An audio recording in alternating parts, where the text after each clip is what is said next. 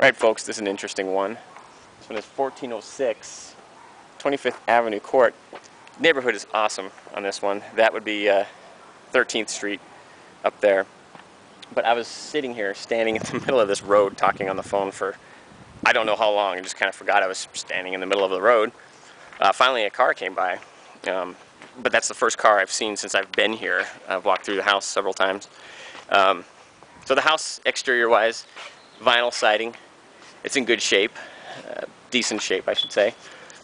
The landscaping is still somewhat intact. You know, you've got some, looks like they put some time and effort into it. Got a few weeds here and there. Roses could, be trimmed back, things like that. It is bi-level. The inside, yeah, it needs work. There's a pretty hefty repair escrow on this one of $4,400. I would imagine to right the wrongs of what's going on. And I had a look at what the repair escrow items were when I listed it and before I headed out here. Don't recall what all of them were, but a lot of it is trim and things like that. So this is the living room. And if you're familiar with the way a bi-level is typically laid out, the upper level is kind of considered the main level, and the lower level sort of the basement. So this is traditionally where a kitchen would be, but there's nothing here. It's basically set up as a long second living room, and the kitchen is downstairs. Now, I'm pretty sure they moved it downstairs because it's, this is all chopped up and kind of funky and unfinished. At least that's what it feels like to me. I mean, you've got this weird piece of drywall over here with probably elbow holes in it. There's no plumbing sticking out of anywhere. Backyard, massive, absolutely huge. The one-car detached garage is pretty beat up in terms of the siding. It looks like it has seen a lot of, it looks like it's seen a lot of moisture, especially on the bottoms. We'll check that out in a bit. The windows here, this house was built in '63, so these windows are obviously updated everywhere. The windows are like that throughout the house. So let's set up the rest of the main level. Again, it's just sort of, there's some hokey stuff here, but it's not bad. So I imagine this is the master. It is the bigger of the two. And of course you can check yourself out in the mirror. How's it going? The obligatory pink bedroom. This is a 4-bedroom, 2-bath. And then this, which I doubt you're going to be able to see, so you're going to have to refer to the pictures on this one. The tile is actually a lot browner than it appears without a flash. It's a pretty stupid layout. You've got the toilet kind of right here, just sort of by itself. That's where your sink would be. The shower with the nice PVC shower rod, curtain rod, and then the step-up jetted tub. So the tile work in here is nice. I'll give them that. So downstairs to the kitchen level. Let's check out the kitchen. Here it is. It feels like, it's done well, but it's just weird having it in the basement, definitely. It's just kind of strange. There's no appliances down here.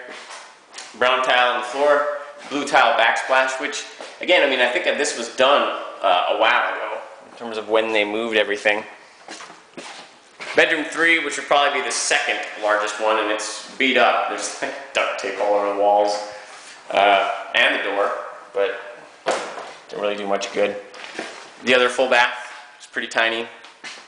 It looks like the tile in here needs to be just totally gutted and redone. I'd kind of write this one off. Well, maybe not entirely, but definitely needs to be, the tile needs to be redone. And then the green room, teal is more like it. Got some shelves here.